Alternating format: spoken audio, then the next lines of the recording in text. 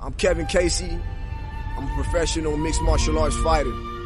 And right now what I'm about to do is issue a warning out to all other competitors. I don't want overs. I just expect them to happen. Fatty's gonna fatty his real. He is terrible! We gotta know how many wieners are going down these dudes' throats. I'm gonna go quick because I don't give a fuck about anything that's gonna happen on Saturday. Hello, boys! We are back with another edition of, drumroll please, the MMA Analysis podcast. It's going to be a fun one, I have a feeling. We're going to talk about decision after decision after decision, back of headshots and quotations, and bet tickets, or bet orders, bet orders. We got a full house tonight. I understand we got two Canadians. I feel like we have to start with the cottage man, Mr. Lacrosse. Bradley, you're back. I am back. I'm back, and this time I can actually talk about the fights that happened last week. Well, some of them.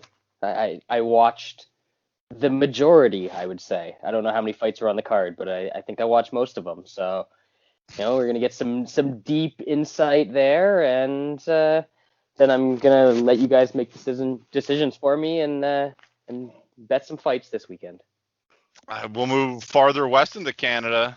New Sean, how are you? Did you bet any overs? Was there any female overs? I feel like there had to be several female overs on this card. Not even remembering. I did not. I kept it simple and cashed pretty good. I was a bit pissed because I think a couple of the ones that we talked about that I was leaning and didn't end up playing right away kind of moved against me and they would add it to the money pile. But what are you gonna do? But yeah, it's pretty good. UFC's in town. It's selling terribly, so I'm gonna lose money selling my tickets, my extra tickets that I bought to the fight. So that's always scalper? good. What are you scalping UFC Canada tickets? Yeah, pretty much. So it's a losing battle. That seems like a worse proposition than the sports card industry. Yep. Mm-hmm. Moving south to the good old USA. I know he's the man who spends a lot of time outdoors. Hope he's watering his grass in this extreme heat. The Sodsman, how are you? I'm hanging in there, man. It's actually been pretty awesome around here the past few days, from 110 heat index all the way down to the 80s and stuff. So yeah, it's been nice, but put in almost 60 hours this week.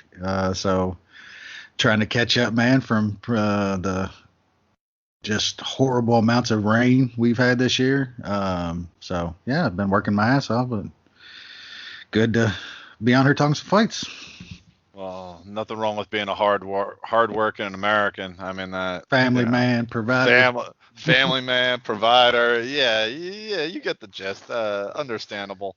I'm not sure really what's going on in MMA news. Apparently, not much. Apparently, Jon Jones at a strip club. I mean, that's not unlikely, and did something he wasn't supposed to do. And some people are complaining, but then he also says he wants to fight at Madison Square Garden in November, which sounds pretty awesome. And I'm sure that'll be booked no matter what John did in that strip club. Did I get that right? I mean, shit, they let fucking Des Green fight after he killed people. Yeah, 3 times. We're the only ones who are talking about it. We're the only ones. It was like, are we the only ones who know what's going on here? Wes, how long did you and I talk about that? I know like multiple times. You guys talk about this like it's Law and Order, but yeah, we talked like 20 minutes on that episode about like, why are they letting this guy fight? He literally killed 2 people. Yep. Yeah, we talked about it multiple times out here. So a little strip club thing ain't no thing. He'll be fine. We'll be seeing Jon Jones and MSG. I don't think we're gonna see Des Green in. I don't think Des Green's gonna see the light of day until maybe he's collecting Social Security. Yeah, Des Green's gonna be in the next Undisputed movie. Oh man, what's the football movie? Fuck. Gridiron Gang, Longest Yard. Yeah, The Longest Yard 7. Des Green at running back and shit. Oh Oh fuck! Still got fucking Nelly. Yeah. Upstate New York's Burt Reynolds, right? Well, he's from upstate New York. So is John. Yeah. I mean, there can't be a coincidence here. Man, that dude's just. He's really just his own worst enemy, man. There's just some guys like you. Most people have had that friend growing up to where you get in your later teens and early 20s that they just can't stay out of trouble. Like trouble just finds their asses, and eventually you got to be like, nah, dude, I don't want to hang out with him this weekend, and all the rest of y'all go do something that like that's fucking Jon Jones, man. That dude. If he leaves the house, I get it too. Like he says, like, man, I got to live my life and shit. Well, I mean, you don't really. You got kids, motherfucker. You got a family and shit. No, you don't have to be out fucking partying at the strip club and shit. But like you said, Jay, some little fucking strip club altercation ain't gonna stop Jon Jones from fighting. And this is small shit compared, like. He didn't hit a fucking pregnant chick in his car and take off running this time. Like, he's going to be fine. But this is going to happen to this dude over and over, man. It happens all the time. It's going to keep happening. Yeah, not much else to say about that fucking idiot, dude. Is it possible that his lawyers are just too good, so he just feels he could bend the law because he doesn't really feel he can get in trouble? They're good for anybody that's got money like him. So, well, especially him. He's gone out everything. Everything. Hey, if he had the lawyers he has now, he wouldn't have gone to JUCO in the first place. He would have gone to a real school. He'd be probably in a way better place. But he didn't have money back then. Yeah, they didn't know what he was then either. Yeah, that's true. He might have went to a fine D2 school. That's John. Yeah, so that's interesting of John. I'm sure, like Wes said, he'll be fine, and they'll fight in November. And if he's not fighting someone who's a real threat to him, he'll just kind of dance around and escape by decision because he's literally trying to channel his inner Floyd Mayweather just by pissing off. Who do you guys think that he fights in November if it's not at heavyweight? Who do you think they give him? I mean, Blachowicz seems the most likely candidate, right? Oh my God! I think Johnny Walker will get a fight before Blachowicz, even though it's way too soon, though. No, I don't think so. Well, I mean, when's Reyes fighting? When is that fight? He's fighting Weidman coming up. But when is that in Boston? UFC Boston. October. Yeah, that's not gonna happen. It's like 2 weeks before. Like lost last time anyway. Like That was a very close fight. He lost. Definitely.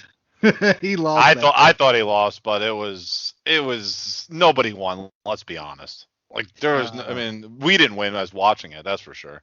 I just don't see how he's. He better worry about Weidman anyway. I don't know what's left of Weidman. I know he's defeated West. But is he though? I don't think people say the same. People. I mean, he's not the first fighter who's undefeated that people. Picks a Weidman out today with the bagel guy up there training with him and Al. Weidman looks like he's been eating the bagels. He definitely doesn't look like fucking Rockhold moving up to 205. That motherfucker he's been putting plenty of cream cheese on his bagels. I think Herb Dean cost Weidman millions of dollars.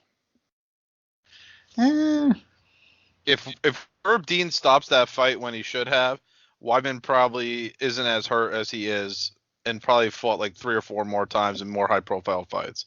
He's been a walking injury for a long time, though. Well, that certainly played a big part in it. Weidman actually fought in the only UFC card that they had here in Louisville, and that was like a 6 when was that? It was 7-8 years ago. Was that the one where he fought at welterweight? No, not that one. I can't remember who he even fought now. Was that when he fought AFC Yum Center? Yeah, at the Yum Center. The Yum Center? He fought Alessio Sakara. Yeah, that's who I was Wow. But that was like his that was like his 6th or 7th fight, dude, and he was like having major shoulder problems then. You know what I'm saying? Like, I remember the interviews leading up to that card and him talking like, I need to get going now and stuff because I don't know how many years I got because I got this bad shoulder. My knees are starting from all the wrestling and shit.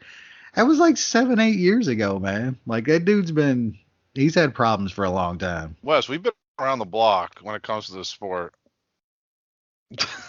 Yeah. 7, 8. Yeah, it's hard to fucking remember some of these fights. Diego Sanchez versus Martin Kampmann was the headlining fight. That was that was probably the best live fight that I've ever seen, dude.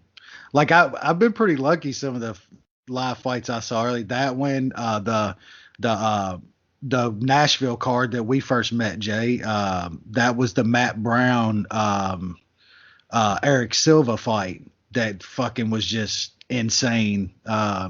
Yeah, that Diego Kampmann fight was just crazy, dude. That was that card, the Louisville card? That was that was the main event on that card. Yeah, I remember watching that fight. That was on Versus. Yes, on Versus.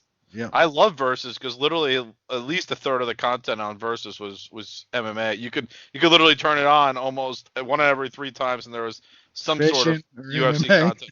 UFC, best of world, WEC, right? Fishing and like some sort of racing going on. You're like, oh, this channel ruled. Yeah, it was good. Nice. I mean, to be fair though, there's a lot of UFC on ESPN nowadays. I'm surprised how much like replay and best of fights they have on ESPN nowadays. I mean, they have so many TV rights and so much shit on Watch ESPN or whatever you want to call it, ESPN Plus. Like you can't just have live sports programming like 20 hours a day on that channel. They're even doing like they gave DC that breakdown show now. They got they gave Hawani a show on there. They got the Dom Cruz and Melendez breakdown show. They do some pretty good fighter profiles too. That's one thing that was actually pretty surprising that they do well. What I still find kind of it's funny though when they do Sports Center and Sports Center does a top 10, like they had the knee KO from Tuesday night where the one dude came back and got the knee KO, and like those anchors, man, they don't like that shit, man. They just cannot. They do not like MMA. They call those highlights, and it's just like you can tell in their voice, like, can we get this shit over with? Like that shit just is not gonna. It's not gonna make it for guys like that. And that's like your mainstream sports fan. You know what I'm saying? It just people still don't realize how small of a niche sport that MMA is. And even like you see this week with old boy dying on the boxing card last week, man. It's just never gonna, to a lot of people, it's gonna be fist fighting forever, man. I like that myself personally, but yeah. Going off track a little bit. Understand. Never, Wes. Never. Well, last week's card was a pretty good one.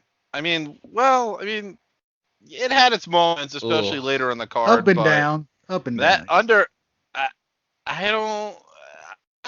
don't know the answer to this, but every single fight on the preliminary card went to a decision. It was 10 decisions. It tied the record.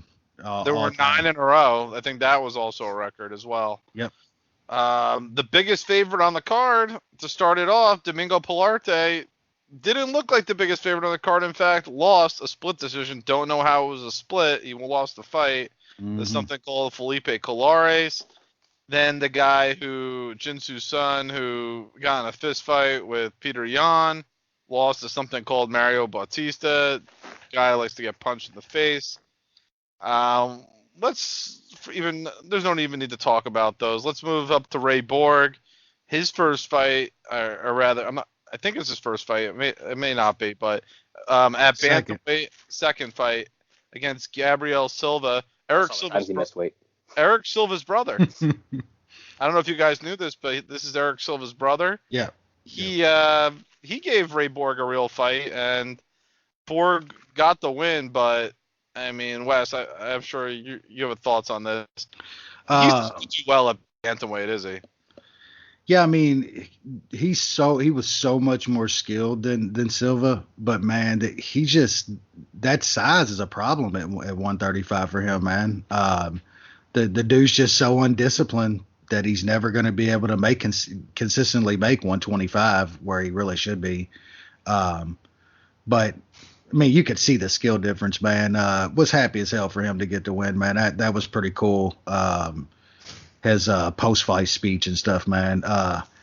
But man, I said it all night, man. They disrespected Borg in this fight. For him to be at minus 145 at one point against Eric Silva's brother, like, come on, dude. Like, I get all this shit surrounding him and everything, but that was just disrespectful, man. And yeah, like I said, the skill gap there was apparent, but Borg is not gonna beat these guys at 135, man, being that outsized, because he doesn't have the pop to make guys respect him down there. His wrestling's gonna be nullified by a lot of dudes at 135. So I don't know. I guess he stays there and fights, fringe top 10 guys and stuff, I guess. I don't know really what else you do with him, but was happy to see him get a win. Do either of the Canadian boys have an opinion on this one? I didn't watch the prelims. Brad, you got anything? Nope. The first fight I watched was sadly the Pennington fight. So dog money. I'll say this about in our next fight. One thing that we see, it seems like the last couple of years, is fighters who miss weight seem to win fights. My girl Jenny Maya going against Mrs. Magic Gathering, Roxanne Modafferi.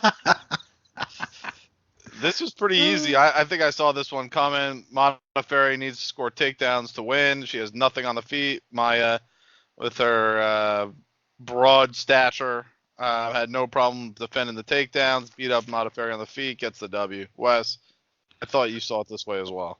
Yeah, and you're right about the just missing weight. Now, maybe 7, 8, 9 years ago, it seemed like it was the complete opposite. I guess because people would try to kill themselves to get on weight. You know what I'm saying? It would really affect them. Now they're just like, fuck it, at 3 or 4 or 5 pounds over. So it usually ends up giving them a massive advantage. And besides the missing weight, Roxy's she ain't good, man. No, she's not. I was watching this fight and tweeting about, like, they really should have kept all this stuff at Invicta, man. Like, maybe I saw you say that, yeah. Maybe have the champs, like maybe Nunez and your top draws, maybe have them on pay-per-view cards, the big fights, the few that you can make.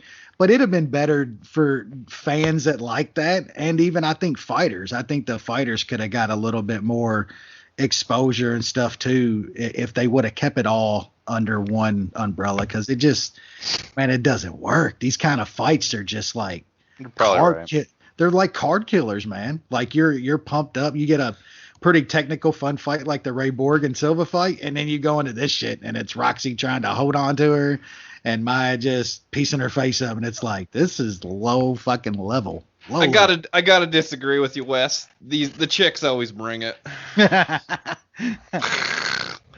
Lance would pay fucking $89.99 for a card full of women's fights. Wes, didn't you hear about all the buy orders that came in on Jennifer Maya? There's a lot of interest in this from the buying community. Was that an official buy, or was that just a pick? That's very subjective. There's a big difference. You better watch out, because depends if it wins or not. Yeah, ESPN MMA content producers will come at you on Twitter if you mix that shit up. Let's just get that out of the way. Just before we move on, Wes, I know you're talking about the Invicta thing. Can you think of a single person who's come, or a single woman who's come into the UFC with hype since they absorbed most of Invicta? Like from Invicta? Mook Anderson. Not necessarily from Invicta, but just like in general. Because I feel like all the women who are still in the spotlight for women's MMA are all girls who went through Invicta at some point and grew that way, but they're not still producing those girls. Yeah, I mean, where'd Macy Barber come from?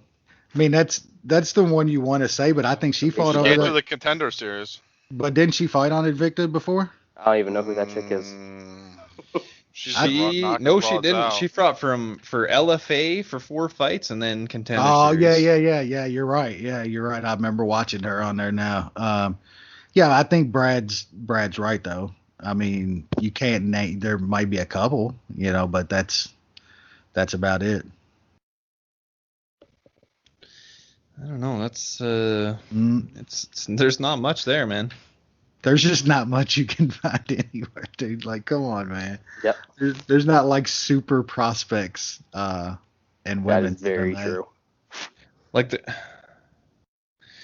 Aspen Ladd is literally the only like upcoming chick that hasn't They been. hyped her so hard. Yeah, and she might still be all right, but like other than that, Tatiana. Oh, what up, Mook Anderson? Did Suarez fight on Invicta? I don't think she fought on Invicta either, did she? Ultimate Fighter.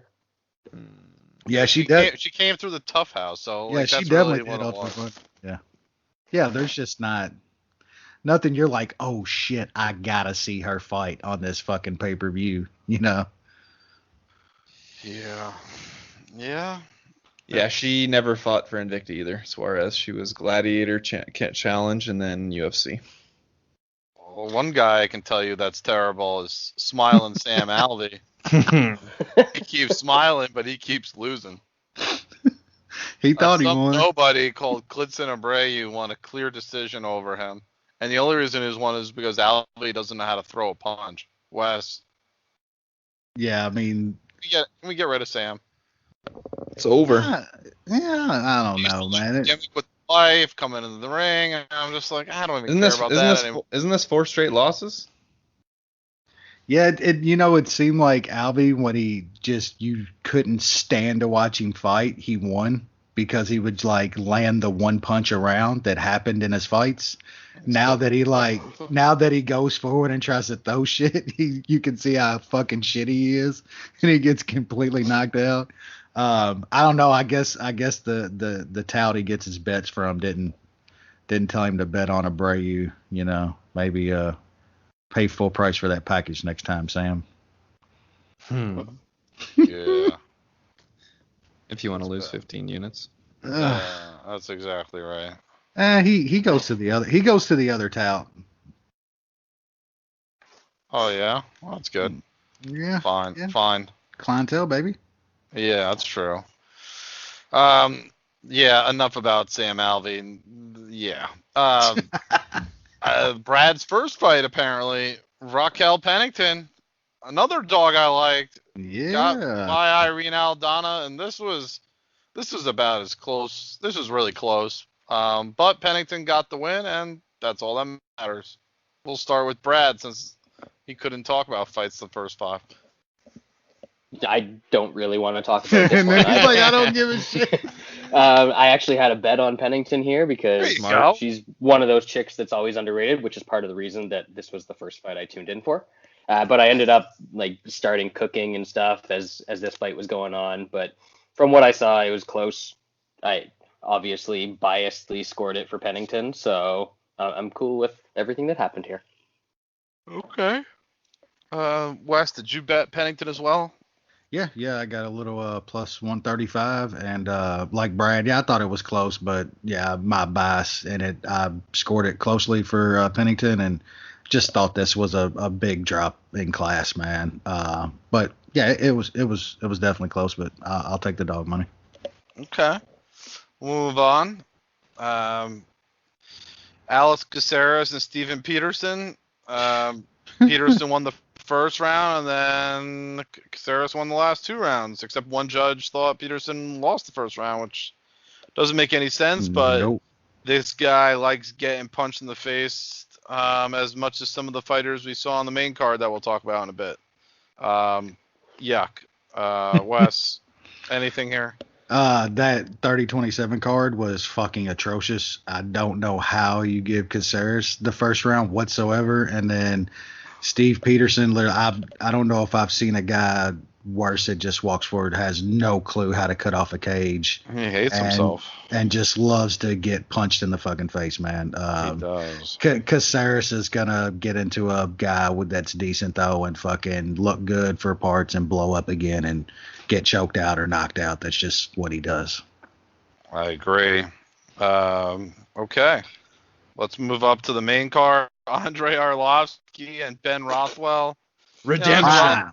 Prime. As a Rothwell fan, Vintage. meeting him, man, this was Rothwell's toast. I'll leave it at that. He has nothing. Brad, I'll let you start. Ooh. This was fun. Arlovsky just kept throwing punches, and then got tired and kept throwing punches, and then got more tired.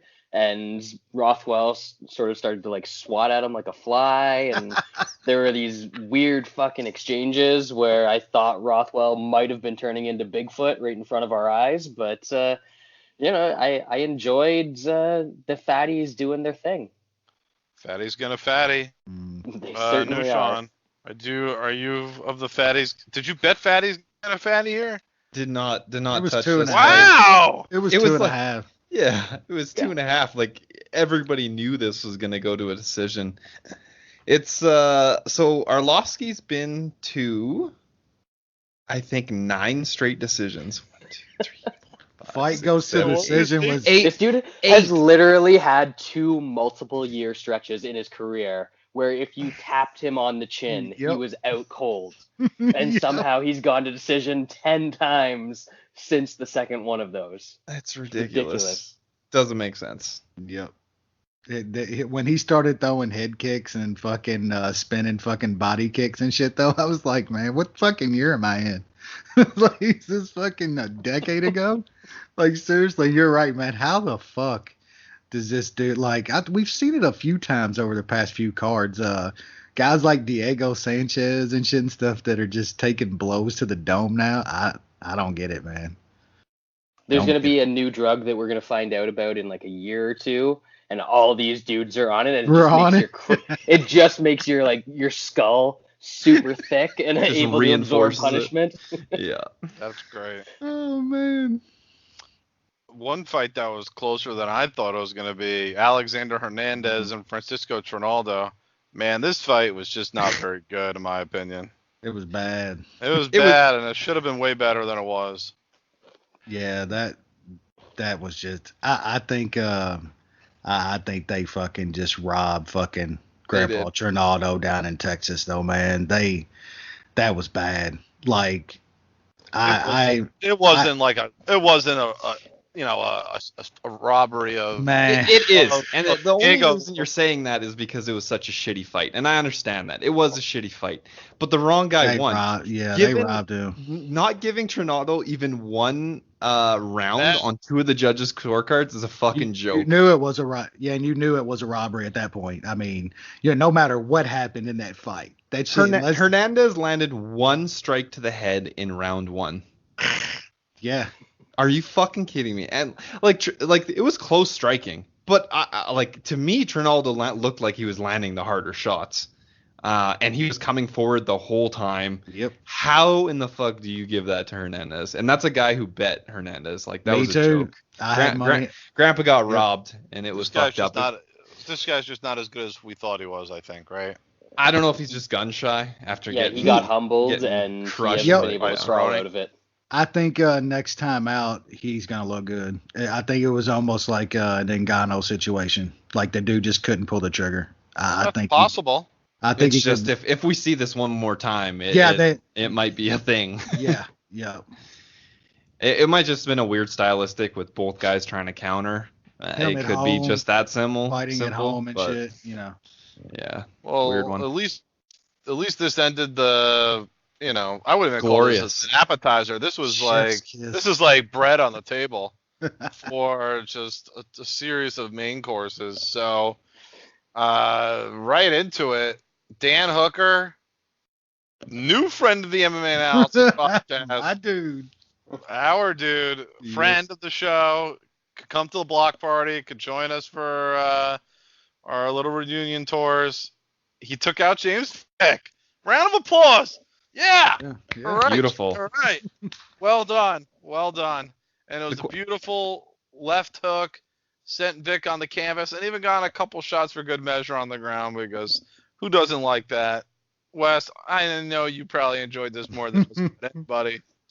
Take us through this. It was good, man. I got a couple good tweets out. Nice little collage of James Vick over the past couple years, just being completely fucking smoked by some guys. Yeah, that little Hooker setting it up, he kind of faked that right and didn't even fully throw it, man, and then came back over with that left, and it was just Brad will approve. It was fucking tall guy defense to a fucking T, man.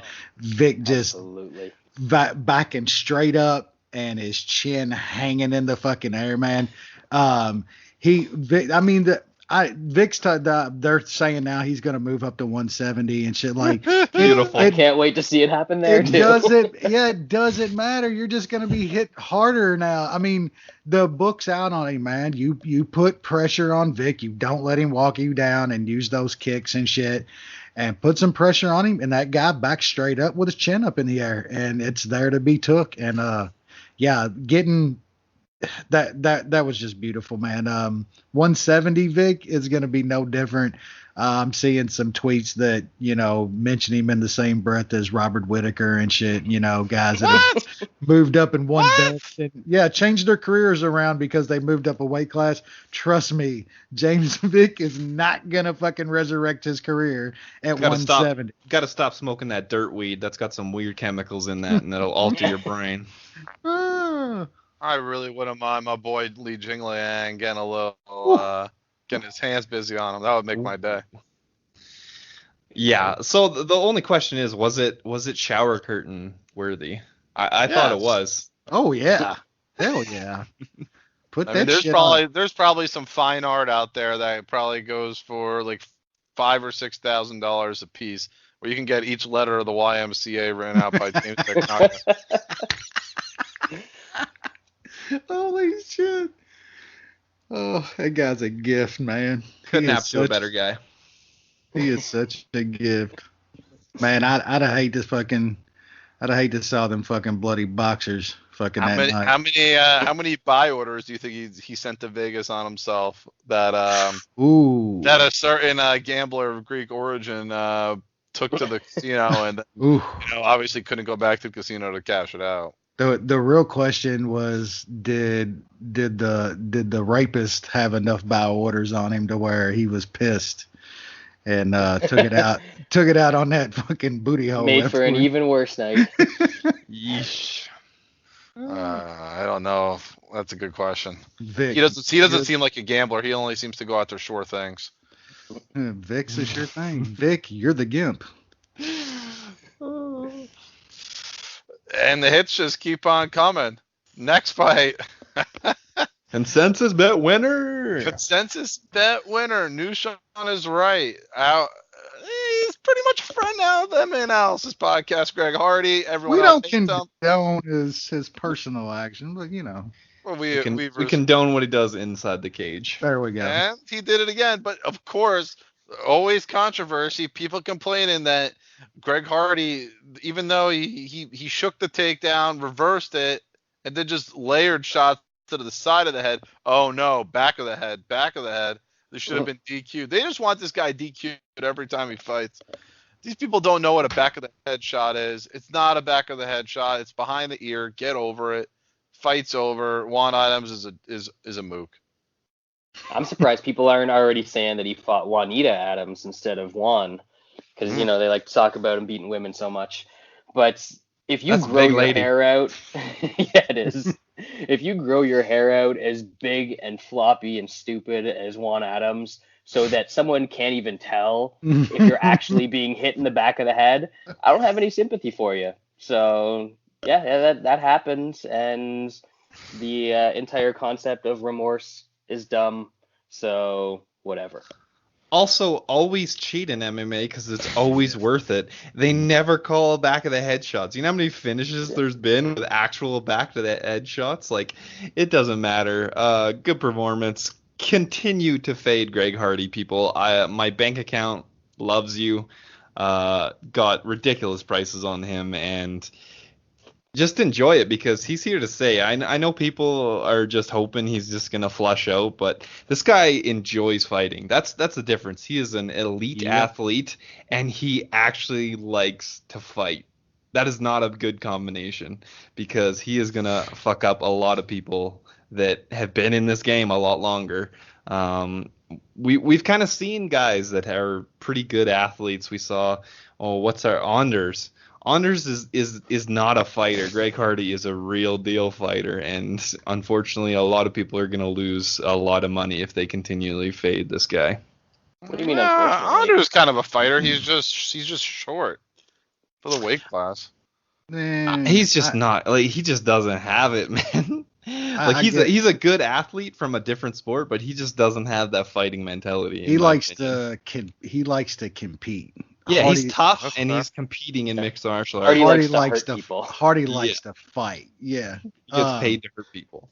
Yeah, yep. Actually Hardy did land a couple shots that were probably to the back of the head, but like probably should let go of that single leg then. Like, yeah, that's one, like you said, it happens in MMA, shots to the back of the head. A lot of them, most of them were to the fucking side in the ear and shit. Like Sean said, you got a fucking dorky ass fucking dude like that going on. You can't even fucking tell where most of those are landing anyway. Yeah. What I want to talk about is how what we talked about last week is exactly what fucking happened on the internet after this fight. Everybody and their mother were fucking picking and betting Juan Adams, best fighter Hardy's faced up to this point. Dude's a legit D1 wrestler. Hardy's got no shot. He's going to show y'all how fucking bullshit he is. And then immediately after Hardy fucking smokes this guy, however you want to fucking talk about how sloppy that shot was, who cares? He did exactly what he was supposed to do in that spot.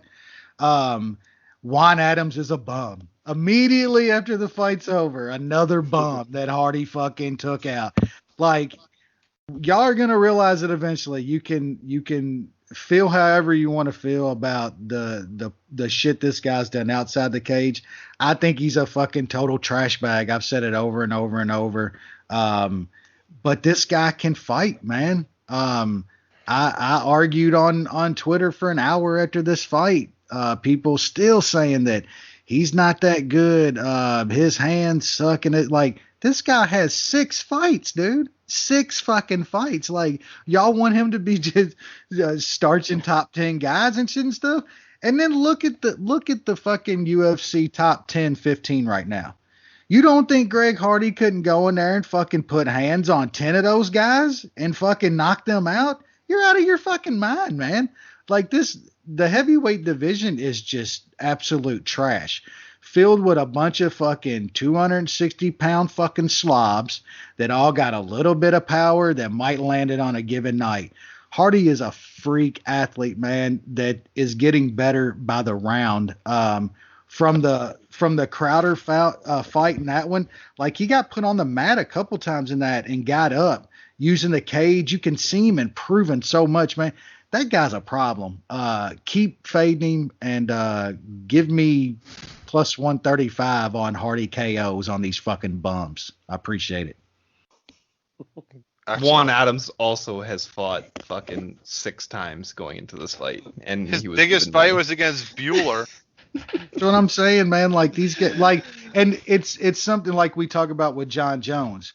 Like Jon Jones is supposed to go in there and literally knock everybody out in 30 seconds, or it's a bad performance. You know what I'm saying? Like Hardy, because people hate him so much, is held to this totally different standard for a dude that's had 6 fucking fights. You know what I'm saying?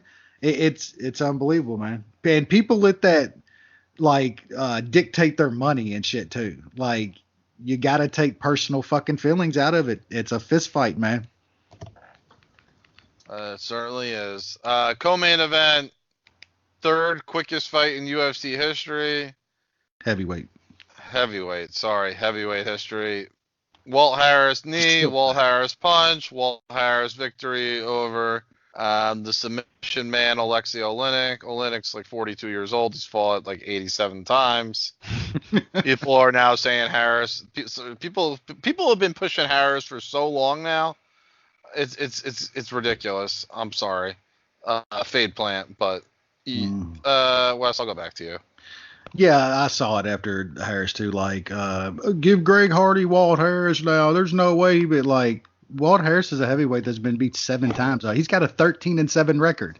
You really don't think Greg Hardy couldn't, like, on a given night beat Walt Harris? This is what I'm talking about, man. A 13-7 heavyweight, and he's the next fucking dude. Like, come on, man. And he's ranked 11 in the division. That's the heavyweight division right there. You know what I'm saying? Exactly. Like, Who's 15th ranked right now? Does anyone know? How's Greg Augusto Hardy not Sakai. ranked? Oh yeah, baby. You're telling me Greg Hardy's not better than him? that's Adam Beasy scenes right there, dude. Straight up. With that little hat? Is he gonna wear a little hat? Hardy with the little hat. Going full Adam Beasy on Sakai.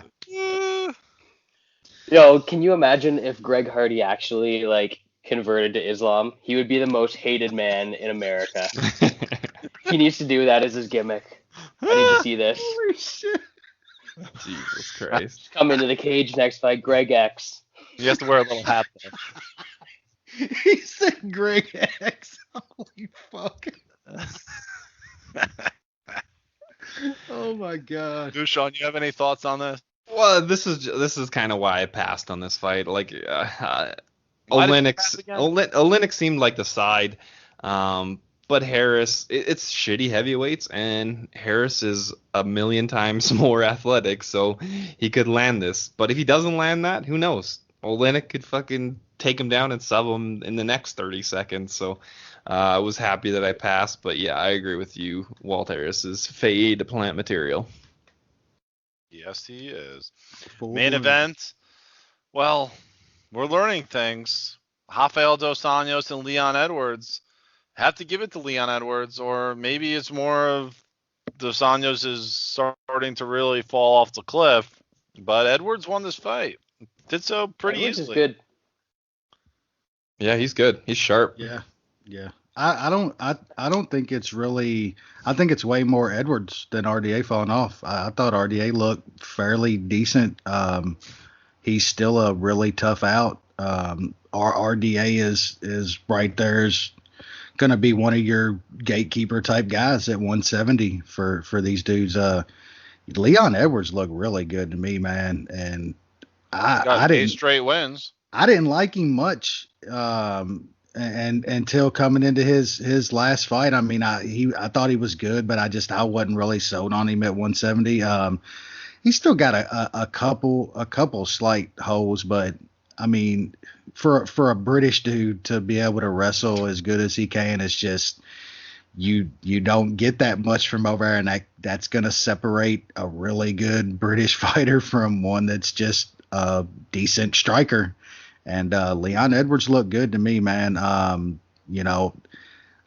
think I wanted to see the Jorge fight, man. There's just way too much heat on that to not get that fight made, in my opinion. And I think it's a decent fight. I would pick Leon Edwards all day against Jorge, though. I think he's got a lot of ways to win that fight, but to me, it's the fight to make. It's got its story already written. So, yeah, good win for Edwards, and there's a ton of fights for him at 170. I think Edwards would be an awesome guy if he just had a little bit of knockout power. Yeah. He kind of reminds me of Bisping. Bisping was always had pretty good hands. It's just he needed that like little bit of knockout power, and he would have been like a really, really exciting fighter. I think that's kind of what Edwards struggles with. But damn, his striking game is sharp. Those elbows off the breaks and just elbows period were just so nasty. Showed a little bit of wrestling. Obviously, it's against a smaller guy at 170. If I'm Masvidal, I don't take that fight because it does not make sense. You hold for the title fight. Yeah, they're telling you or that. Something big. Like what is like Leon Edwards was ranked like what 12th, 10th going into this fight. Like, this was a big risk for RDA. I mean, RDA just fights whoever.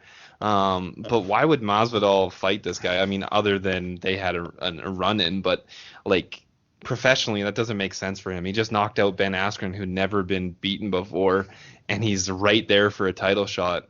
He's not. It just seems seems like a big step back. Yeah, he's not gonna fight him. He said he said they were talking a title fight for him. If they even mentioned that to Jorge, I wouldn't fucking fight anybody. I'd wait for a title shot. Yeah, because this might be his only shot. So, but yeah, really impressed by Edwards. I was on RDA at plus 137, but yeah, that was a landslide, pretty easy win. I thought in the second round when RDA was starting to add up on those calf kicks, I thought that was going to be like kind of a game changer, really slow Edwards down and really, just damage that leg, but he was able to just keep coming and just continue to beat up on RDA and cut him open. Brad, any last thoughts? It's not like RDA didn't get his offense in this fight. Like, no, he was swinging. Shit. Yeah, and Edwards just worked through it and got past it and fucked RDA up every time he got into the clinch. Was winning at range, looked good in the grappling exchanges. It was just a really, really good performance against an excellent fighter. So, Leon Edwards. As you guys know, I haven't been watching as religiously as I once did. So I think this is the first full Leon Edwards fight I've seen in probably a couple of years. And the improvement over that span of time is just absolutely ridiculous. I'm sure as he's progressed, you've seen it bit by bit, but this just sort of looked like he kind of put everything together and looked like an actual potential title contender. Fair enough. A lot of good thoughts there on Leon Edwards. We're moving to UFC 240 up in New Sean country. I suppose if you see a very tall Canadian that looks like a teenager, that's probably him. If you want to say hello and hear the boots and all that other stuff, go talk to him. When you see him there at Rogers Place. First fight, I can't tell you anything about these two guys. Tanner Boser and Giacomo Lemos. Tanner Boser from the Canadian regional scene. Pound for pound number 3.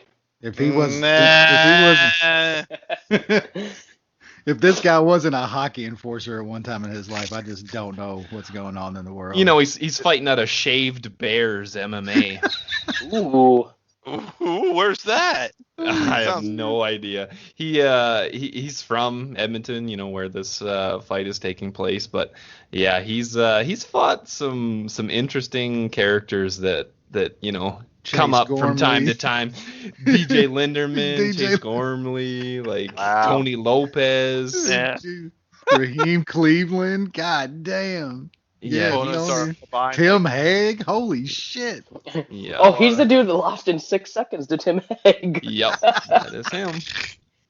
And he is fighting an absolutely bricked up, fucking mountain yammed Brazilian. We're talking about a KSW veteran. Yeah, Jesus. Might as well be. Yeah, I no clue on either of these guys. I think you got to pick the hometown guy, but he also might get murdered by a guy that's on 11,000 different steroids. Yeah, that's possible. Good points there. Anyway, we'll move on from that nonsense. We got Eric Koch taking on Kyle Stewart. Wes, I know you have some thoughts on this one. Yeah, I mean, it's not too good of educated thoughts here. I think it's just more of a little feeling, man, that Eric Koch at plus 145 here, man. Just it seemed a little off to me. I know all the stuff he's had going on the past couple years, man. But man, still 30 years old, and this is gonna be one of probably the lowest level guys that he's fought in quite a while, man. Kyle Stewart, his last time out, I want to say he got choked out by Wrinkle. Yeah, he got finished by by chance encounter. That's right. Yeah, and then lost to James Nakashima on an LFA card a while back too. So, man, if Eric Koch loses this fight, it's completely over for him, man. But I think he gets it done here, man. He matches up well. This is probably going to be a kickboxing match, and I think Eric Koch is by far the better kickboxer. It's just is his head there, and does his chin hold up? And plus 145, I'm going to take a small shot there. New Sean, any thoughts here? Not too much. That was a good number that Wes got there on Coke. At the present number, it's a pass for me. He should win. This Kyle Stewart is bad, but there are obviously some pretty decent question marks around Eric Koch right now in his career. So just a stay away fight. Pick the more skilled fighter, but you never know. Okay. Brad, quick thoughts here. Yeah, I remember Kyle Stewart a couple years ago was like plus 200 against Jason Jackson on Contender Series. That's when he broke his foot. He broke his ankle. Mm-hmm. So if this guy was plus 200 against Jason Jackson, then he probably shouldn't be even money against Eric Koch. So I don't know. Koch might be that far gone at this point, but even still, you got to think that he gets the win here. Yeah, I don't know. I got both these guys at D. I don't believe in Koch because I think he is past it, or just mentally not there, physically can't take the damage. It's tough. Certainly not a fight I'd want to bet, but I'll lean towards Stewart just based on the fate of the Koch one. Let's move on to the prelim main event, or the early prelims. I'm probably the only one with an opinion here. Sarah Froda taking on Jillian Robertson. Wes, since you think they should fight in Invicta, make it quick. Man, I have no clue about this one, but Froda is just fucking horrible. So I'm gonna pick the maybe less horrible one. I'll take Robertson. Yeah, but she got a face tattoo, bro. Yeah, did you take that into account when you were doing your tape study? Is it a Just cage? one? Is it a cage though? That makes all the difference. It's got to be like a UFC cage. Fuck, I don't even know what the fuck that is. It's a bad one. That's She's all got I know. multiple wins from what I'm saying. Yeah. The Tapology picture looks like Vitor Belfort took a very, very dark turn in his life. She has like 4 or 5 face tattoos. That is terrifying. I took. It probably adds to the visual. Of course, I took Ghost's Decision at plus 185 for half a unit. Yeah, they're both terrible. Hopefully, I get sloppy and goes to decision, and I will cry in the stands. Assuming Brad has no take on this one, so I'm just gonna say I think Sarah Froda wins this bout. Oh, shit. I think she's a way better striker than Jillian Robertson. Robertson's kind of a grappling trick pony. I just think Froda is gonna beat the shit out of her on the feet and beat her up and get the W. We'll see. Flyweight bout. Here we go. Fights on the card. Davis and Best fight on the Figueiredo card. taking on the Pantoja one, Alexander West. Yeah, to me, this is probably the best fight on the card. This is going to be a really, really close one, man. I'm kind of letting my heart get in the way a little bit in this one because, man, I absolutely love fucking Pantoja, man. He lost to Ortiz, man, when Ortiz was on that just fucked up run to where he was beating a bunch of dudes and shit. And since then, he's got some pretty decent wins. The win over Hayes was very, very impressive. And I just don't know if Figueiredo, once he's gotten up to this level, we saw how he kind of performed against Juicy, and then the Juicy went on to just get kind of surprisingly just completely tooled by Joe B. So I think this is close, man, but I'm going to lean Pantoja by a really close decision here. I just think he's a little bit better striker if this stays on the feet. It's crazy if it hits the mat, man. Both of these dudes are just absolutely insane on the mat. But I got some slight plus money on Pantoja at I think it's plus 120 or plus 115. I just had to take dog money on Pantoja. A little bit of a heart pick because I've liked this guy for years, but best fight on the card, and it's going to be absolutely insane. New Sean, do you got another over bet coming here? No, not on this one. I think probably either of these guys can finish. They both have shown some pretty nasty power for the flyweight division. I think it stays standing, and I think these guys are going to slug it out. I backed Figueiredo against Formiga like a dummy last time, and Formiga did what he was supposed to do.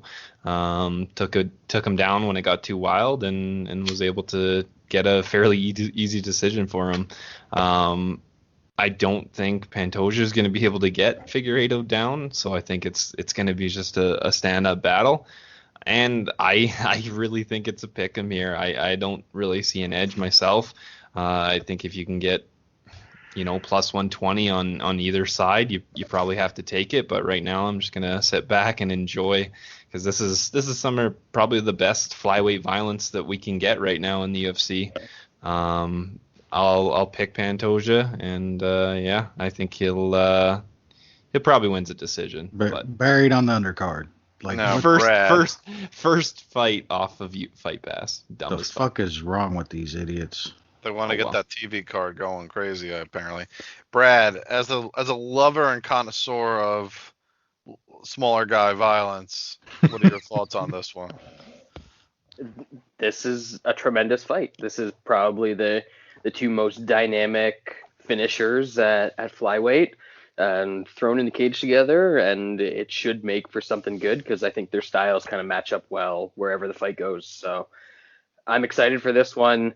I'm kind of like Sean. I see it as really a coin flip. Usually Figueiredo's been in there with guys that he's pretty close with technically, but he's got that edge in terms of his finishing ability, especially for the weight class. And Pantoja's usually got a bit of an advantage, so I think he might be a bit more technical here in terms of the striking, but Figueiredo might land a couple bigger shots. So we'll see how it goes down, but I'm definitely going to be tuning into this one, even if I might tune out after this until the main card starts. I got both these guys a B-. I lean towards Pantoja based on length and just a little more craftiness, especially with some of the grappling exchanges, but I think Figueiredo's got a bit more power, especially in his hands, and I think he's more likely to finish. Pantoja maybe more towards the decision, but I think this is a dangerous fight to bet. I'm off of it. My lean, and I hate that word, is to Pantoja. I think the wise guys are there. Wes. No buys. No official buys. I'll have to make some phone calls, see where the buy orders are coming in from. But gotta finance those chiclets, dog. Yeah, you gotta see where the buys are coming in at the Caesars, the West, wherever else they may be coming in from in Vegas, because of course that's the Westgate, because apparently only people bet in Vegas, especially in the United States in 2019, because guys in the desert, you can't bet anywhere else, right? Yeah. Ooh, September 1st. This shit's gonna be 15 minutes away from me. There you go. Now you're in line. Yeah, exactly. I don't know who this Choi guy is. All of our casinos in Ontario are starting to get live tables up here, so things are changing for the better. Yes. Yeah, real gambling. Yeah. That's right. Anyway, something called Choi taking on Gavin Tucker. I feel like Tucker's been away for a while. Wes, any thoughts on this one? Yeah, just the layoff and losing to fucking Rick Glenn was not a good look. But man, with all that said, should he the money that's come in on this guy, man, is it's pretty fucking dumb in my opinion.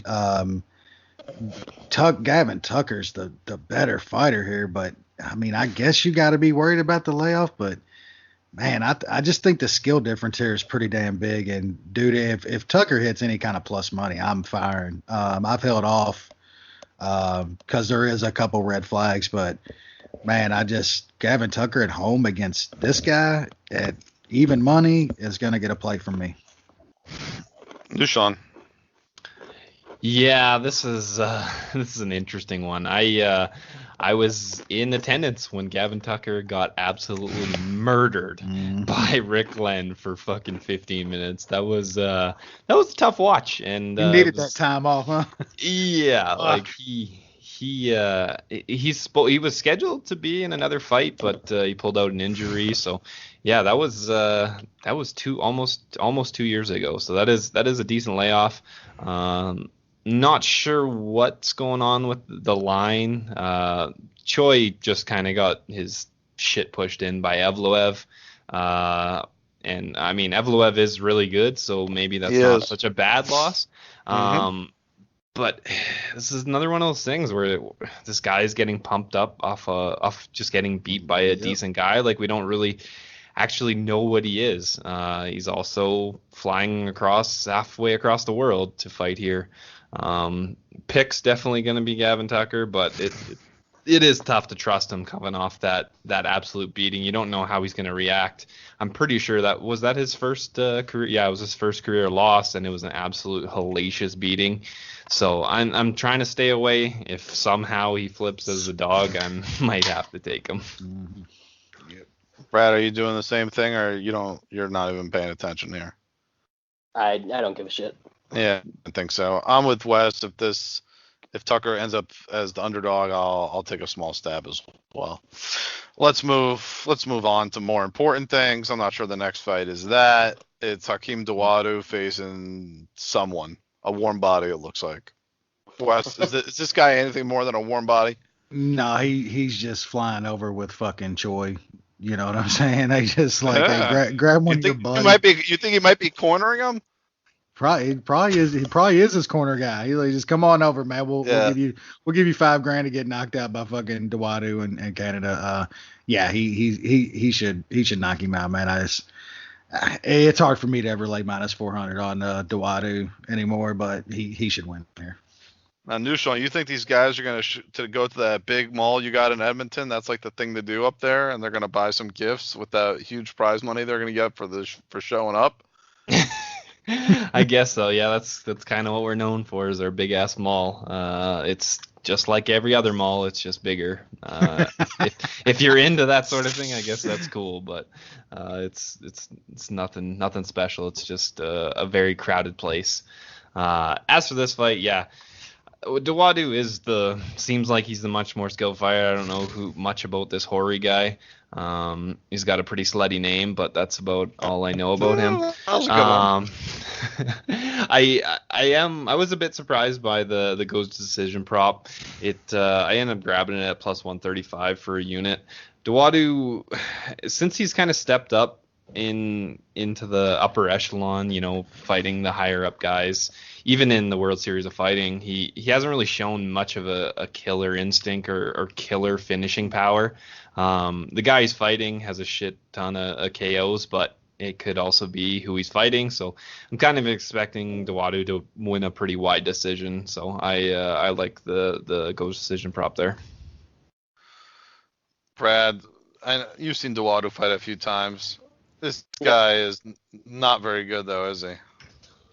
No, this guy, just strictly looking at his record, because I wouldn't dare go research any of these fights.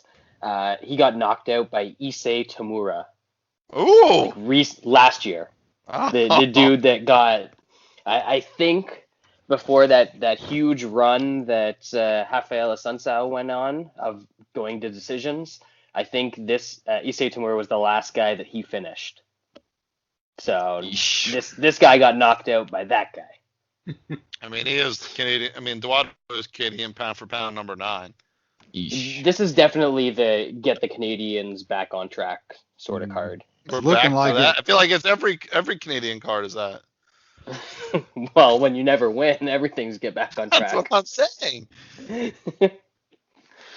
Love our program. It's a program. Anyway, yeah, I got nothing to say here. This is a fight they want Water to win badly. I don't know why they keep doing this. I don't know what the last time he fought like a name brand fighter was. It was probably the last time he lost. Anyway, it's Arroyo and Davis. Wes, is there any female fighter who has more scar tissue than Alexis Davis? She's like the Frankie Edgar of women's MMA when it comes to just bleeding. I mean, she looks like she's had like 7 face transplants in her career. Yeah, I don't have much on this one. I just will say I think they're pumping up this Brazilian chick off of a pretty shitty win, and Alexis Davis should probably not be a 2-1 dog to her up in Canada. Yeah, that's fair. All right, new Sean. Yeah, I was a bit surprised by how wide this was. Just kind of how the two girls match up, and it being in Canada.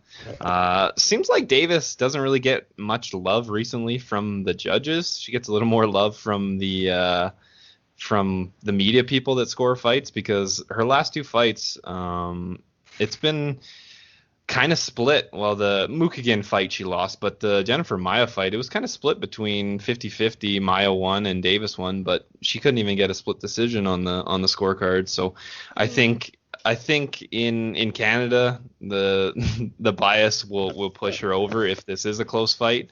But yeah, she does have a shit ton of scar tissue.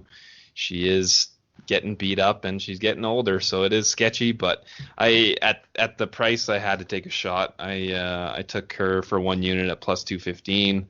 I also put goes to decision in a parlay with something later for a unit. When you say MMA media love, are you referring to Sherdog, who you can just if they say someone won, you assume the other person won? or are we talking about Canada MMA's version of PD Weber? I'm talking a little more general. I'm talking MMAdecisions.com. I thought you were talking about PD Weber. There are some terrible judges that get their decision posted on MMA Decisions, so it's not the best choices, but I'll take it for whatever I can. Fine. Okay. I went too far. All right. Brad, I assume you have no take on this one because it's what you do. Yeah. All right. Let's move on from that. I got Arroyo a C-. I got Davis a C+. I mean, what are we talking about here? Arroyo had one performance in the UFC where she beat up Talita Bernardo, who's a complete turd. And now she's fighting a really experienced fighter in Davis, who not only isn't afraid to throw punches, she'll also has a really crafty ground game, and pretty decent in the clinch. I mean, from my perspective, Arroyo has to prove to me that she's at Davis's level before she should be favored over 2-1 to her. I think I'm going to bet Davis. You never know, I might regret it, but I think you kind of have to in this spot. Let's move on to is that the main card now? That's the television headliner. That's how they're like, you know what, guys? You know, you just saw this barn burner between Davis and Arroyo. Go buy a pay-per-view. Get ready for a shit sandwich. All right. There's a reason this isn't it. This is a pay-per-view. You could have put Pantone in Figueiredo. Well, I mean, it's boxing style. 1-5 pay-per-view. I get it. I don't hate it. But whatever. We got Christoph Jocko returning from the cage, facing off against my favorite French-Canadian wrestler. He might as well be in WWE with that name, Marc-Andre Barriault. It's Barriault, come on. You think I would know such a thing? Marc-Andre Barriault. He might as well be a show brother, Brad. Oh my God, his nickname is Power Bar. Trying to get that Power Bar money, son. That's great. Oh shit. Peanut butter power. All This is right. the dude that was like the bodybuilder and shit, right? So he thinks he's He doesn't look Bodybuilder, like pro it. wrestler. I don't know. Marc-Andre Barriault just seems to me like a more like I'm just picturing him without even seeing him, and like I barely remember what he looks like, but he's basically like a hairier version, and a hairier, ugly version of Latifi. He's a guy who went past the first round with Andrew Sanchez and couldn't beat him. He lost a decision to Andrew Sanchez. He lost the third round to Andrew Sanchez. That is not a good look, bro, at all. Wolf City. Oof. Yeah, that's like almost being knocked out by Ryan Hall. Wait a second. Anyway, Wes, give us some thoughts here. Man, I'm the wrong guy to ask here. I don't have much on this fight. Like we just talked about, this dude lost a decision to Andrew Sanchez, and if you know anything about Andrew Sanchez, yeah, that's a bad look. I know Jocko was on a pretty bad losing streak there for a while. Got a win last time out. Against pretty much about as good a matchup as they could give him. So I don't really know what to think about Jocko at this point. I favor him here, but I'm there's no way I'm laying any kind of juice on Jocko at this point, but he'll be the pick for me. All right. Nushan, any bets here? Or you're taking the night off? No bets on this one. A bit surprised by the number. I thought, Jocko is kind of a known name. I know he had, like Wes said, that losing streak, but he looked all right against a no-namer last time. He smashed the shit out of him. He didn't finish him. He was a top 10 fighter at middleweight at one point. I know. So at least in rankings. You got to pick him here. Barrio has some sketchy wins and stuff like that, so I don't know what to think of him, but I'll pick Jocko. I don't want to bet him, though. Brad, any thoughts beyond making fun of Barriol?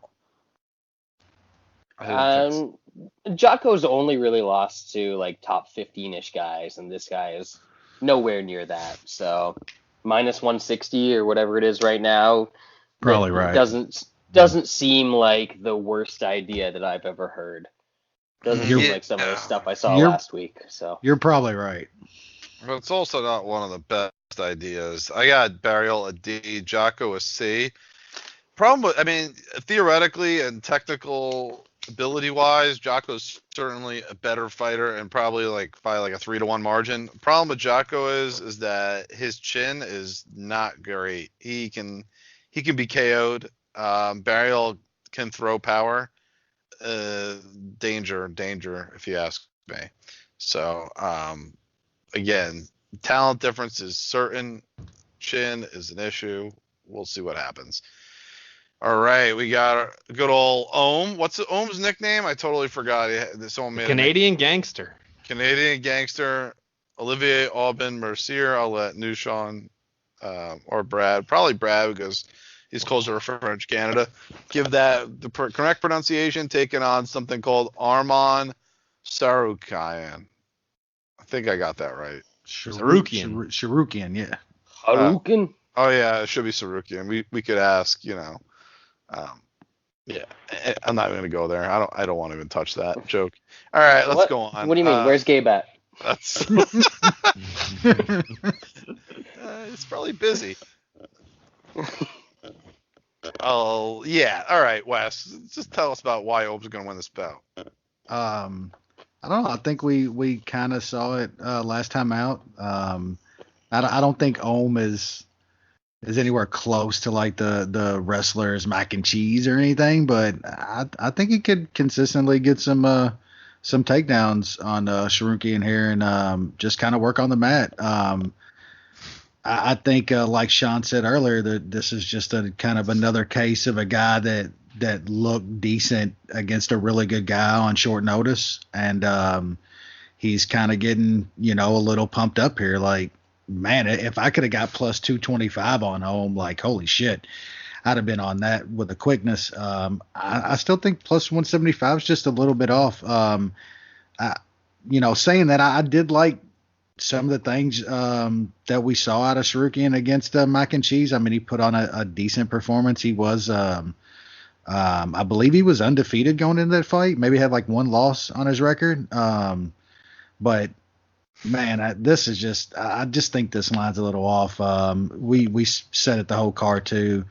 This is up in Canada. Canada kind of took over that Brazilian hometown shit a while back. And I think if this fight is kind of a close grappling exchange on the mat, where I think Ohm can work, I think he's going to get a decision here. So yeah, I'll take some plus 175 all day. All right, work. New Sean. Yeah, I think Ohm's been in some tough stylistic matchups the last 2 times out. You don't really want to wrestle against Gilbert Burns because of that jiu-jitsu. Yeah. And I think Alex Hernandez just kind of surprised him, and it was just a much more powerful wrestler than Ohm. Sarukian did look all right in that mac and cheese fight. He didn't get just laid on for 15 minutes. So this is definitely going to be a stand-up fight for a bit if Ohm can't get it down. And those are always sketchy because he always looks a little scared when it's a stand-up fight. Yeah. So if you're betting Ohm, you're going to have your ass clenched a bit of this fight. I do think he can get some takedowns, and his jiu-jitsu is really good. If he gets it there, he always seems to be able to lock in that body triangle. And he's heavy on top. He's very heavy, and if he gets that body triangle, it's kind of a wrap on the round. So I expect I think it's going to be a closer fight. Bit surprised by the line. Wish I would have snapped up that plus 200 on Ohm, but even at plus 175, that's pretty good considering the guys he's fought, how long he's been in the UFC, and he's fighting at home. So kind of have to take him against a relatively unknown that, like Wes said, just looked good look okay in a loss against a good guy last time out. So I'm going to take a shot. I haven't bet it yet, but probably just going to do a 1-unit play on Ohm at like plus 175. All right, Brad, tell us how you say Ohm's. Pronounce it for us. You're as our resident in expert. my terrible French Canadian accent. I mean, you're closest, so I figured you might be able to do it. It's probably still the best of the group, but it's not good. Olivier Aubin-Mercier. Yep. That's pretty good. I think so. Yeah. We'll let it pass. Something like that. But anyway, I like him in this fight too. I think that I actually went back and saw the mac and cheese fight with Hadouken, and he looked all right. Like, he got an early takedown, but then I think that was kind of as much of a surprise thing as anything, because once Mac and Cheese knew to expect his wrestling, he was able to shut it down kind of for the rest of the fight. So I don't think Mercier is going to run into the problem that he had against Hernandez, where he might not have been expecting it as much and kind of got run through by a more powerful guy who maybe wasn't a better technical wrestler. So I also think that if Ohm's able to get it to the ground, he does have really good control. So you're not going to see this guy continue to pop back up and make this more of a stand-up fight, which is going to move away from what Ohm wants to do here. So I think that Ohm matches up well, and this is another case of, let's actually look to give a Canadian a decent matchup on one of these Canada cards. So I'll take that plus 175, and probably even, I think by decision, he's 300. And this kind of points to a decision to me. So yes, plus 300 on that, not too shabby. That's fine. I got Ohm's. I got both guys C-. I think on paper this is interesting. Ohm's certainly more experienced. We've seen more of his flaws. Sarukian had a pretty decent fight his last time out against Mac and Cheese, but lost. But now he's fighting this guy's backyard. I mean, he really shouldn't be a 2-1 favorite, given his experience level and where this fight's taking place. And quite frankly, hasn't won a fight in the UFC yet. So I'll side with Ohm. I don't think it's a slam dunk, but I think given the price and the opportunity, this is definitely the side you prefer to be on. And with just that, all those qualifiers you put in there, Jay, just think about that. Guy who is fighting in his opponent's backyard, which is one of the most biased places for judging, Apparently and so. doesn't have a win in the UFC on a pay-per-view main card. How many times do you see those guys as 2-1 favorites? Not often. Yeah. Just saying. Not often. And with that, that will be our consensus bet of the week. We'll look to continue, a run here, or we'll see if we can create a run with Ohm as plus money. And Nushan, what is the price currently on Ohm? Plus 175. Plus 175. Not going to be as easy as last week. That is for sure. Nope. Yeah, that'll be unlikely. 3 fights left on the card. We got Clash of Americans, Jeff Neal, and Nico Price. A lot of first names, a lot of short, one syllables going on. Anyway, Wes, what do you got for us here? Not a whole lot. I think Jeff Neal's pretty good. This is probably I don't want to say a step up, because I probably think Bilal Muhammad's probably better than Nico Price, but Brad mentioned it before the show that Nico Price is just a guy that he finds a way to win some of these fights that he's down in, but man, when he's gone against guys with some pop that have really good stand up like Luque and Al Hassan, man, he's gotten just destroyed. The Tim Means win was nice, but I don't call any knockout a fluke, but that's about as close as you're gonna get to one of those with a 10-second knockout on Tim Means. And impressive nonetheless. I just think Jeff Neal's just going to be a little bit too much for Nico Price in this fight, and I think he gets him out of there. But it's hard to lay minus 350 on Jeff Neal at this point, because I'm still not totally sure exactly what he is, even though I think he can be pretty good. So pick is going to be Jeff Neal, but no bet for me. All right. Nushan, any side on this one? I'm throwing a dart on Nico Price by inside the distance right now. I got it at plus 385. I just put a half a unit on him. I'm tired of losing by fluke KOs against Nico Price. I think it's happened twice to me now. So either I see Jeff Neal beat the shit out of Nico Price, or he's gonna pull another rabbit out of his hat and I'm gonna win some money. Jeff Neal is a very good striker. He actually lands at a pretty high clip, actually double what Nico Price lands. He lands at 6 strikes per minute. Nico Price is just under 3. Nico Price actually gets hit more often than he hits, which is not really surprising because those comeback wins, that's kind of how he wins. I just thought this number was pretty high. For Jeff Neal hasn't really been tested too much with big power in the UFC so far, so I think this will be a good test. I think Price should land on him. Whether he walks through that or not is a different story. I think he probably does, but I had to take a shot. Neal likely wins and probably finishes Nico Price. Brad, how much do you want to fade Nico Price here? I want to fade Nico Price every time that he fights, but I've learned not to because it's just detrimental to winning bets. I don't know why. The guy sucks. He looks like he sucks. He's goofy looking. He gets the shit beat out of him. And then he wins from hammer fist from bottom and bullshit like that. So he just wins in really weird ways because he's a weird fighter, and I don't want to bet this. There's a lot of weirdness. Yeah. We agree. We got Jeff Neal, a C+, Nico Price at D+. Neal is certainly the more talented fighter. He's a more classically trained striker. He has big-time power. Price, but like Brad said, Price tends to be down in fights, has had a track record of having some flukish wins, so he's not the kind of guy you like really want to fade, especially big Price, especially when Price is a pretty big underdog, just because he has the capability of winning by a bizarre finish, but it's hard for me to see it here. I got to be honest with you. Just because I think Neal's pretty darn talented.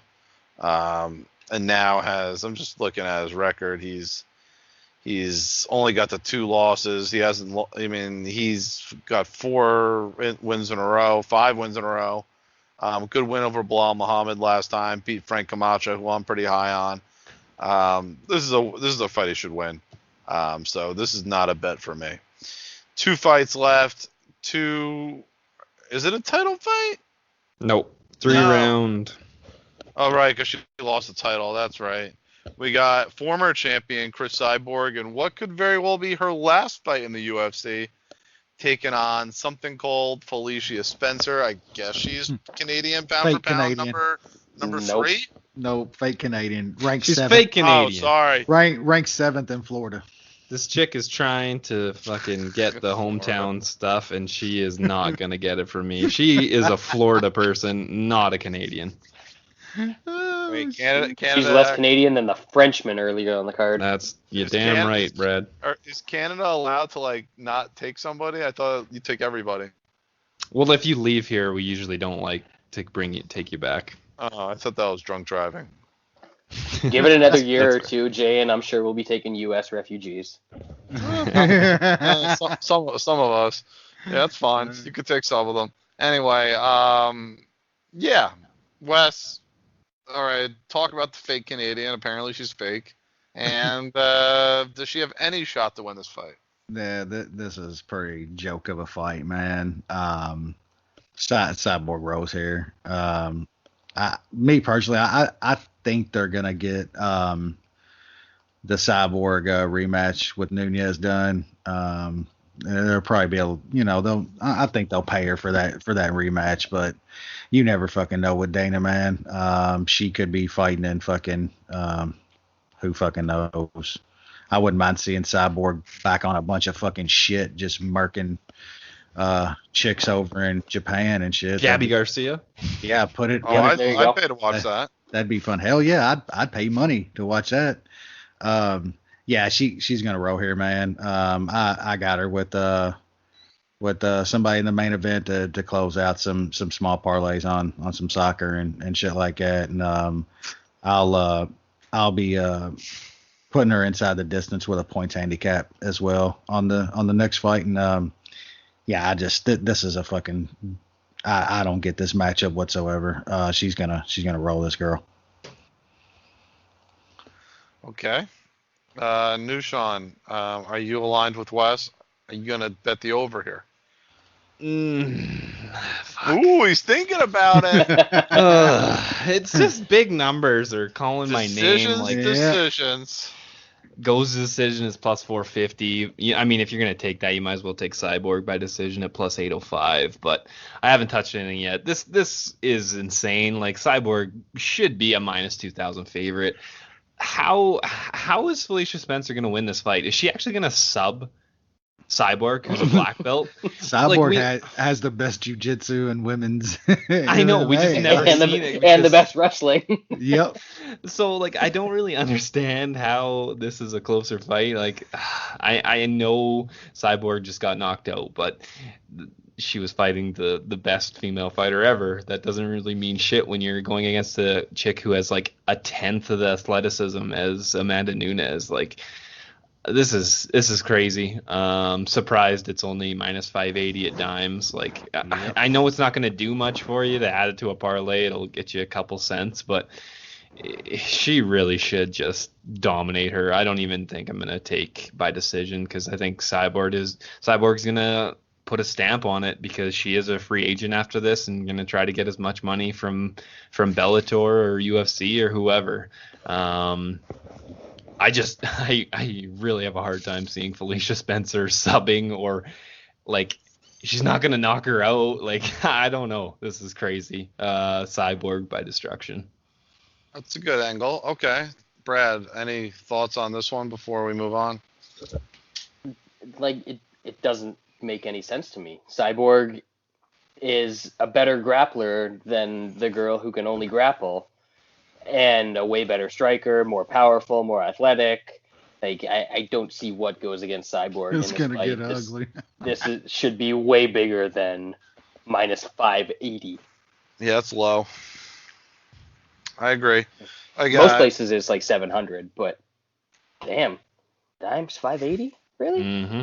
I got Cyborg an A+, Spencer B- based on just grappling and making fun of Mook Anderson, sorry, different Mook. Brad nailed it. So Spencer's a grappler, Cyborg's going to be able to stuff the takedowns. It's hard not to see that. New Sean nailed the other part about the motivation, fighting for a contract, wherever that may be, whether that's in the UFC, whether that's in one, whether I think that's really all who probably can afford her. I guess there is Bellator if they want to. They want to play ball. They got all that. They got all that DAZN money. Yep.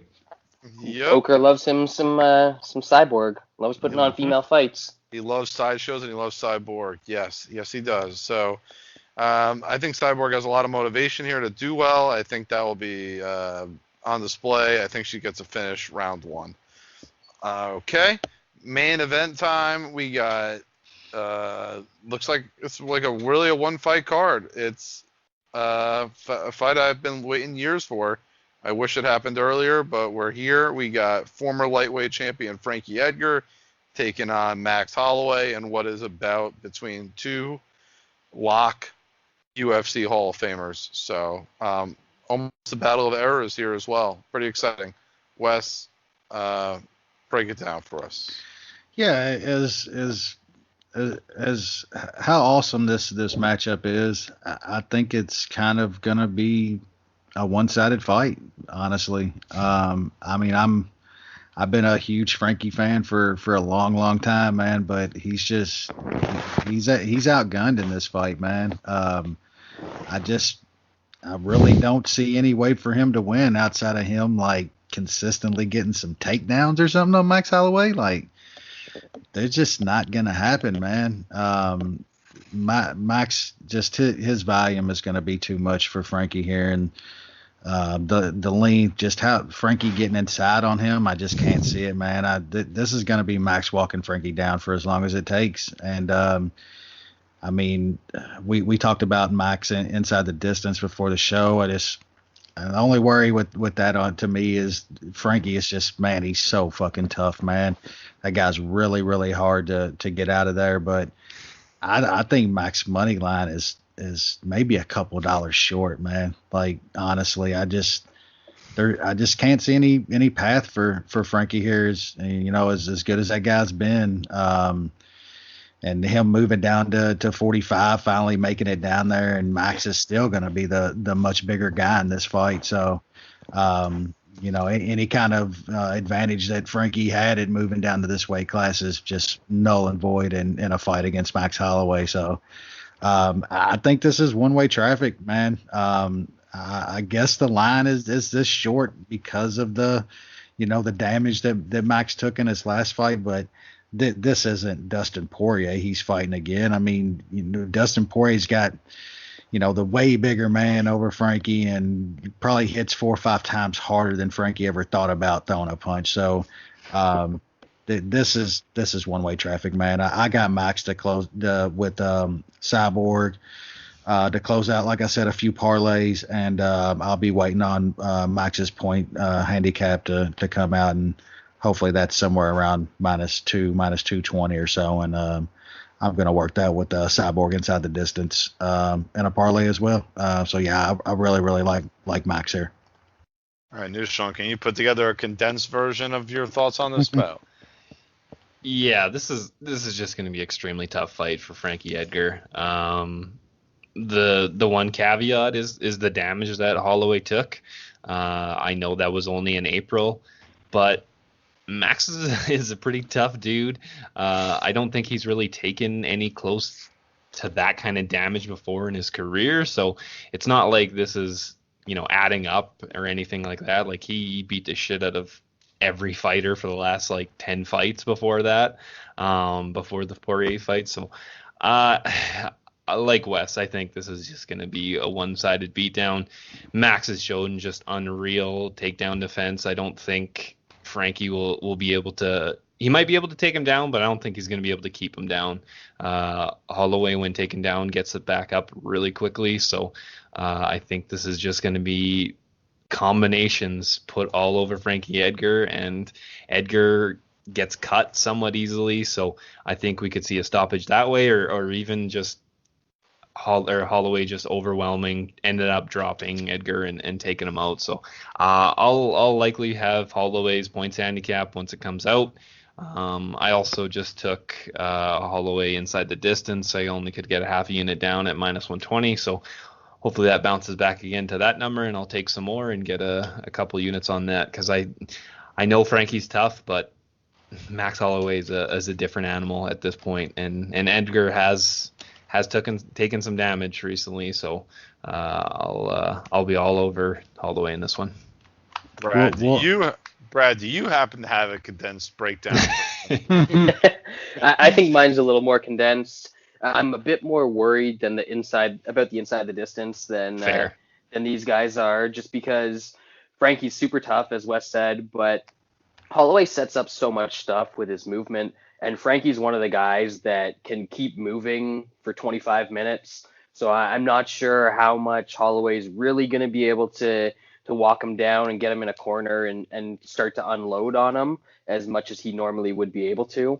Holloway's still going to be the guy landing more punches in all of their exchanges. Edgar's going to be darting in and out and getting caught with stuff. But I don't think anything is going to be super, super hard, just because Holloway's they're going to get a chance to really find his range like we've seen from him in most of his fights. So I think it's probably going to go to decision. It's probably going to be like 50-45 or 49-46 Holloway, and just a pretty clear win for him. But I am concerned about that inside. Okay. I got Edgar an A, Holloway I still have as an A++, but we'll see if that's still accurate. Big size advantage for Max Holloway. I do agree with Brad that Edgar's movement is not something that Holloway is typically used to, and he could struggle a little bit to find some range, but his volume is still one of the highest, if not the highest, in the history of the UFC. He punches a lot harder than Frankie does. I mean, from a volume standpoint and just an endurance standpoint, they both can go, it seems, for 5, 10, 12 rounds. So that's not an issue. To me, it comes down to the combinations of Holloway versus the jab of Edgar, and Holloway just hits harder. That's really what it comes down to. More damage plus all the scar tissue that Frankie has. If he gets hit, he's gonna cut open. We know how judges think of blood and how they score rounds with that. That's big advantage for Max. I think Brad's right. 49-46, maybe a 150-45, but it's hard to see Frankie win two rounds of 5 here if this goes to decision. I could also see a potential stoppage, a ref stoppage based on just Edgar cut and just the blood and whatever else just being kind of ugly and the ref stopping it. So I'll take Max. I like the points handicap as well. Maybe parlay that with something else on the card. We'll see how that plays out, but Max is definitely the play here. And that does it for our show this week. We are in the middle of one of those busy UFC times. Next week they are back, and they are going to my neck of the woods, Jersey, for a main event that a lot of people are looking forward to. Could Robbie Lawler put a dent into Colby Covington's title? Fuck. We could be wonderful so lucky if it happened. Yeah. It's on big ESPN, so people will be watching, but we'll see. With that does it for our show. Thanks for joining us. Enjoy that mega bout, this week. I know the rest of the card is kind of blah, but at least you get a pretty big main event. So that should be fun. Nushan, enjoy the live experience with about 1,200 others. Not all you're going to get. I'm sure people will be hissing, and maybe because there's no one going to be there. Like, we're not going to hear those cat calls that people like to do. Oh, fuck me. I don't know how that became a thing, but apparently it's the worst thing ever. It really is. So enjoy the cavernous Rogers place. think that's what you call it. Yes, sir. And we'll watch on TV, and that's it. So enjoy the fights, and we'll see you next week.